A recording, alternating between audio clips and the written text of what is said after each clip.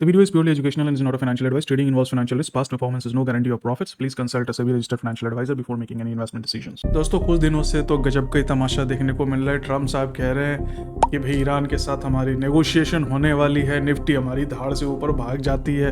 अब ईरान कह रहा है कि भाई हमारी जो है कोई नेगोशिएशन चल नहीं रही है। अब ऐसे में ट्रेडर बड़े कंफ्यूज हैं, क्योंकि जितने भी राइटर्स हैं, पुट के राइटर्स हैं, वो जब राइट करते हैं तो मार्केट नीचे आ जाती है। जो कॉल के राइटर्स हैं, जब वो राइट करते हैं तो मार्केट ऊपर चली जाती है। तो इस सिचुएशन में ट्रेडर करे तो करे क्या?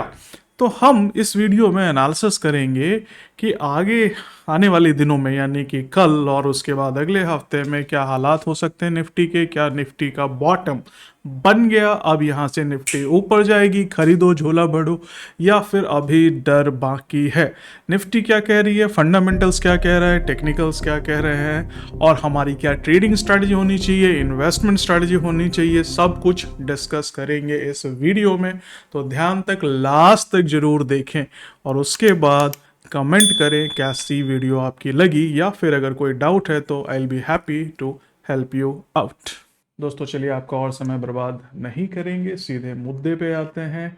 ये हमारा निफ्टी का चार्ट है। रिसेंटली अगर हम देखें तो नीचे मैंने आरएसआई का इंडिकेटर लगाया हुआ है। अब आरएसआई इससे पहले ओवरसोल्ड रीजन में आई थी फैब 2025 में, काफ़ी नीचे रही, उसके बाद प्राइस हमारा बढ़ गया, इधर भी नीचे आई, फिर रिकवरी लेकिन अच्छी खासी देखने को मिली।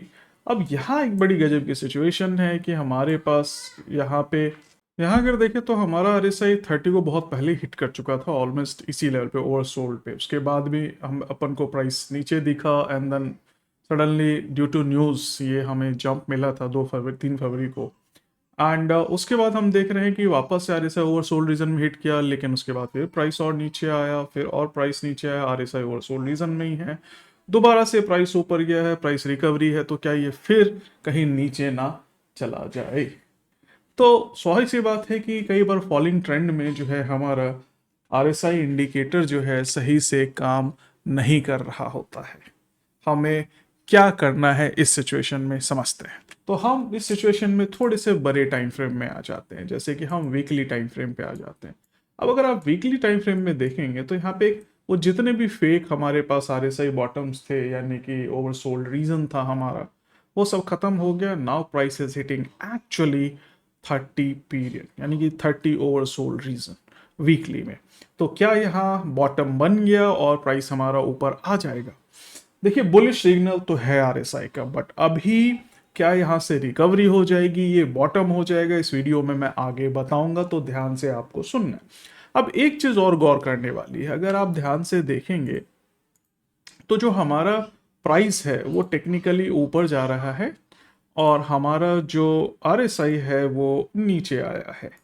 तो this is called an a hidden RSI bullish divergence. That means यहाँ से प्राइस ऊपर जाने के चांसेस पूरे हैं, हमें मिल सकता है आगे का अपवर्ड ट्रेंड। तो हिडन RSI डाइवर्जेंस ये चीज कह रही है। अब एक चीज और गौर करने वाली है, वो ये है कि अगर आप कैंडल स्टिक पैटर्न देखेंगे यहाँ पे, देखिए, तो this is called an engulfing pattern, bullish engulfing pattern. तो दिस सजेस्ट कि बस थोड़ा सा बुलिश चांसेस है, प्राइस हमारा ऊपर जा सकता है, but then we need a confirmation with bullish engulfing pattern, which means कि अपन को एक कैंडल और चाहिए जो कि ग्रीन हो और हमारा प्राइस थोड़ा सा ऊपर जाए, यानी कि एक हफ्ता और ग्रीन कैंडल हमें चाहिए। तो अगर एक हफ्ता ग्रीन रहेगा तो ही हम कह सकते हैं कि भाई हाँ, ये जो है हमारा अब बुलिश ट्रेंड चालू होगा। तो ये कैंडल स्टिक पैटर्न का है। उसके बाद हम कंफर्म कह सकते हैं कि हाँ, फॉर श्योर अब हमारा मार्केट ऊपर जा सकता है। That means you need a confirmation, और कंफर्मेशन का हाई ऊपर जाएगा then. Expanding wedges are also referred as broadening patterns. तो अगर आप यहाँ पे देखेंगे, अगर हमारा बॉटम की तरफ, यानी कि हमारा ब्रॉडनिंग बॉटम बनता है, यानी कि प्राइस नीचे घटता है और ब्रॉड होता जाता है हमारा बॉटम, ब्रॉडनिंग पैटर्न बनता है, तो देर आर चांसेस कि आफ्टर अपवर्ड ब्रेकआउट अपन को प्राइस मूव अपवर्ड दे सकता है। एंड सिमिलरली अगर टॉप पे हमारा ब्रॉडनिंग वेज बनता है या पैटर्न बनता है तो हमें वो डाउनवर्ड मूव दे सकता है। तो क्या ये मूव हमें निफ्टी में भी देखने को मिल रहा है? आइए चेक करते हैं। नाउ दिस इज निफ्टी का पैटर्न। तो दिस इज अगेन, अगर हम देखें तो ये एक्सपेंडिंग वेज है या ब्रॉडनिंग बॉटम पैटर्न है। और इस तरह के सिचुएशन में ऑब्वियसली निफ्टी ऊपर जाती है, रीटेस्ट करती है और नीचे फिर क्रॉस करने के बाद आप कह सकते हैं कि हाँ, यहाँ पे जो है हमारा बुलिश संभावना है प्राइस के ऊपर जाने की। तो ये भी एक पूरा पूरा चांस है, ब्रॉडनिंग पैटर्न हमें ये बता रहा है कि नाउ देयर आर चांसेस कि हमारा मार्केट अपवर्ड जा सकता है। तो सपोर्ट रेजिस्टेंस एक्चुअल में क्या कहते हैं या लॉन्ग टर्म ट्रेंड्स बेसिकली क्या कहते हैं, पहले ये समझ लेते हैं। तो अगर ये लॉन्ग टर्म ट्रेंड्स मैंने ऑलरेडी ड्रॉ किए हुए हैं आपका टाइम बचाने के लिए, तो अगर इन लॉन्ग टर्म ट्रेंड्स को हम लोग देखें, ठीक है, ये वीकली पे मैंने बनाया, डजेंट मैटर आप डेली पे बनाओ वीकली पे बनाओ, ठीक है, तो बॉटम वही होता है। तो ये हमारा सबसे वाइड रेंज है और ये सबसे हमारा नैरो या शार्पर ट्रेंड है आप कह सकते हैं। तो ये बहुत शैलो है, वाइड है और ये हमारा शार्पर है। तो अभी जो हमारा निफ्टी है बहुत हाई ग्रोथ रेट पे बढ़ रही थी और इसके कारण हमें कई बार मेजर करेक्शंस भी देखने को मिली। लास्ट 24 सितंबर के वही 23 सितंबर के आसपास देखने को मिली। मैंने एक वीडियो भी बनाया था जहाँ पे मैंने बोला था कि डिग्री के हिसाब से यहाँ पे करेक्शन मिलेगा और तगड़ा गिरेगी मार्केट, और गिरी और नीचे का बॉटम भी बताया था और बॉटम भी हिट किए। तो अगर वीडियो नहीं देखा है वो तो देखिए। फालतू की बकवास से अच्छा है कि कुछ काम की चीज़ आप सीख रहे हो यहाँ पे। हाँ, अगर आप बहुत ज्ञानी हैं, आपका लोटा पहले से भरा हुआ है, तो अब ऐसी बात है उसमें और नहीं डाल सकता। तो जिनकी गागड़ बड़ी होती है उसमें और बड़ा नहीं जा सकता। तो ये वीडियो आपको नहीं पल्ले पड़ेगी, बोलेगी आपको तो सब कुछ आता ही है। एनीवेज, तो अब यहाँ ध्यान से देने वाली बात है कि ये हमारा लॉन्ग टर्म ट्रेंड है। लॉन्ग टर्म ट्रेंड के हिसाब से देखा जाए तो पहला हमारा जो सपोर्ट था यहाँ पे बढ़ना चाहिए था और प्राइस रिकवर कर जानी चाहिए थी, यहाँ से रिकवर नहीं कर रही है। तो हमारे पास टू सिनारियो है कि हमारा जो ये बॉटम है लगभग 21,300-400 के आसपास का, ये जो है हमारे एक स्ट्रॉन्ग सपोर्ट हो सकता है, but in case only once the low is broken. 22,400 के आसपास का जो लो है हमारा ये टूट जाएगा तो हमारा नेक्स्ट लेवल जो है हमारा 21,270 के आसपास का, ये हमारा सपोर्ट हो सकता है। और अच्छा, एक चीज़ बहुत बढ़िया होगी उससे ये होगा कि जो ये हमारा बहुत हाई ग्रोथ फेज था वो एंड होगा और निफ्टी एक कांस्टेंट ग्रोथ फेज में या एक रीजनेबल ग्रोथ फेज में बढ़ेगी और that would be a safer growth rate. तो अब ध्यान देना है हमें इसके थोड़े से मेजर सपोर्ट पे। तो अगर हम मेजर सपोर्ट पे ध्यान दें तो ये हमारा सपोर्ट है और निफ्टी जो है हमारी सपोर्ट से बहुत पहले ही जो है रिकवर कर गई है कि नहीं।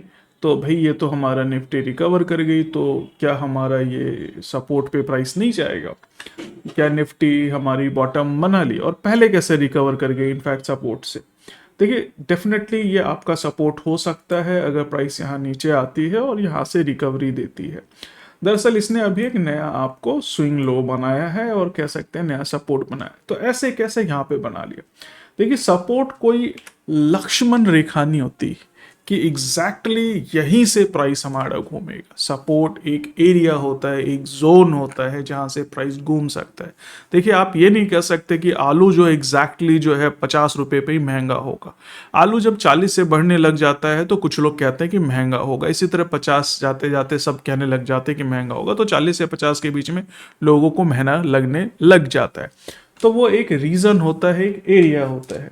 तो यहाँ पे अगर आप गौर से देखें on a weekly chart frame, क्योंकि अब वीकली कंसिडर इसलिए कर रहे हैं बार बार क्योंकि न्यूज़ का इम्पैक्ट बहुत ज़्यादा है मार्केट में फिलहाल।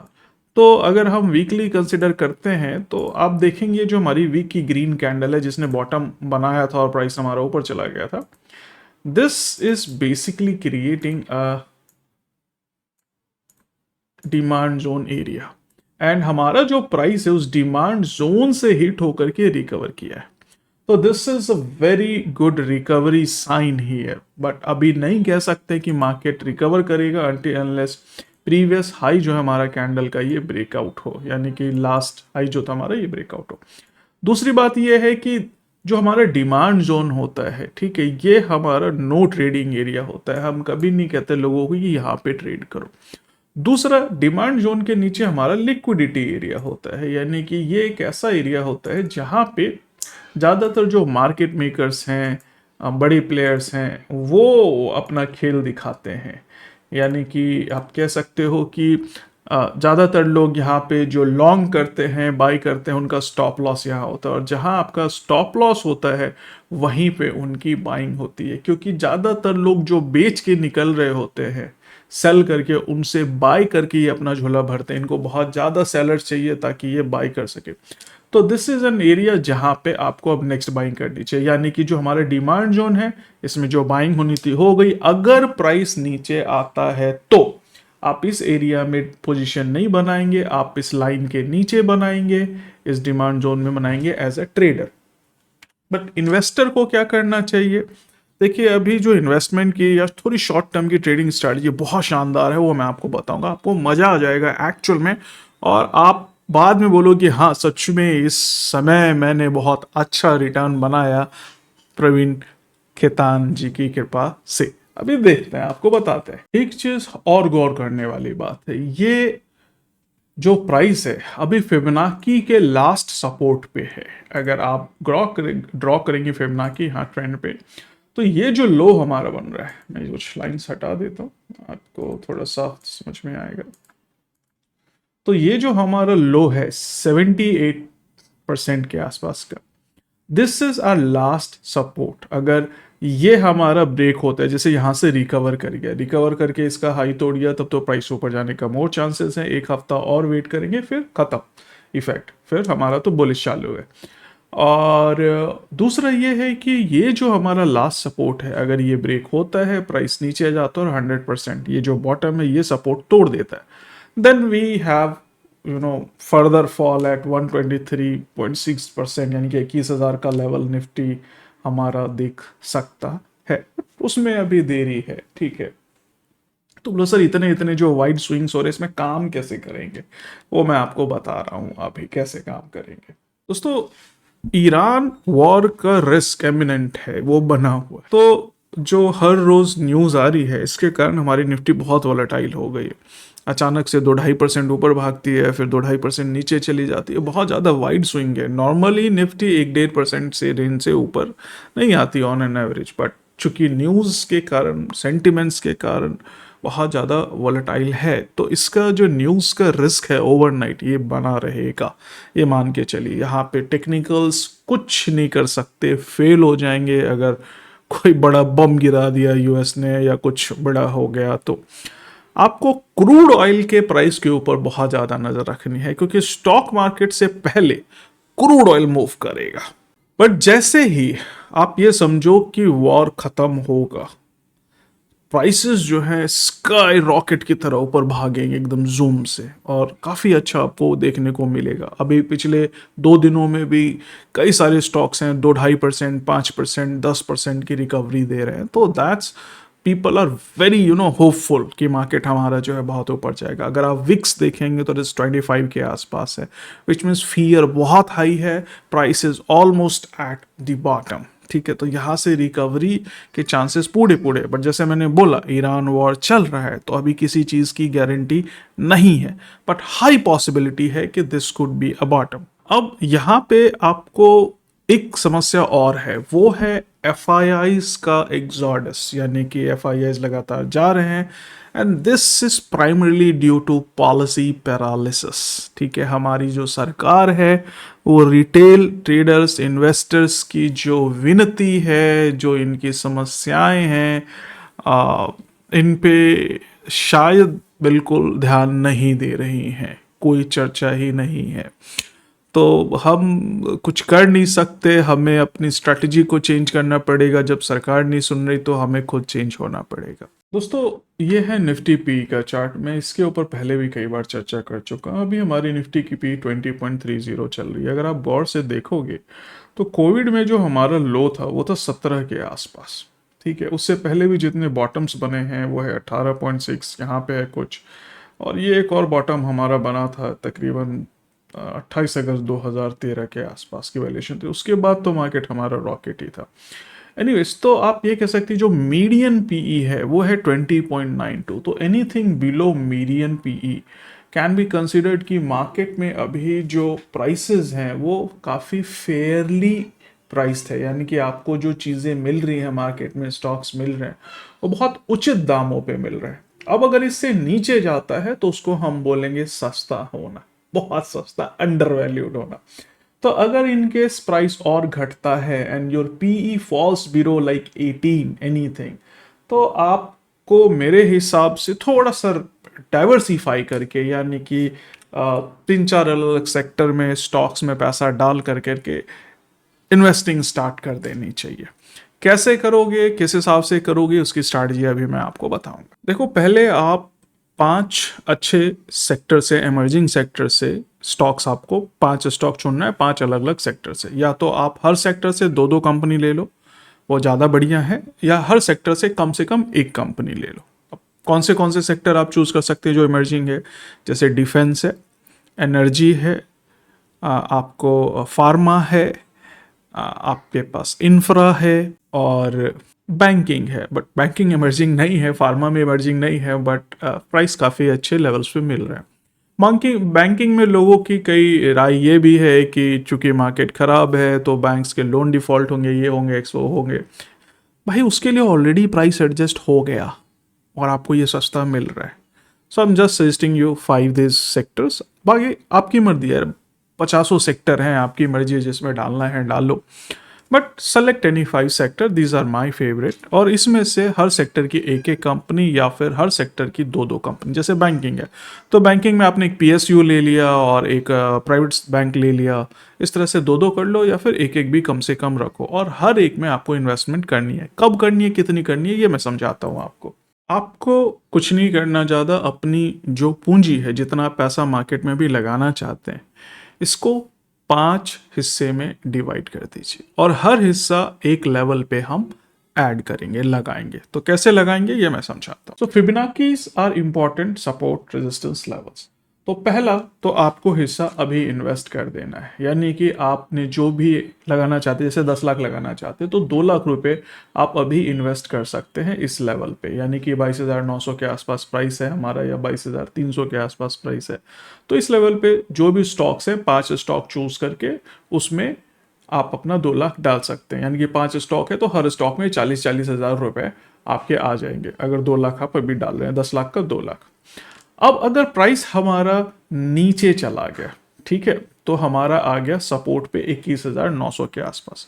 नेक्स्ट लेग पे आप फिर से दोबारा 2 लाख रुपए डालेंगे, ठीक है। अगेन वही 5 अगर स्टॉक है तो 40-40 हज़ार कर करके, यानी कि ये हमारा जो है अभी पहला लेग है, यहाँ से 5% नीचे लगभग जाने पे, 4-4.5% नीचे जाने पे।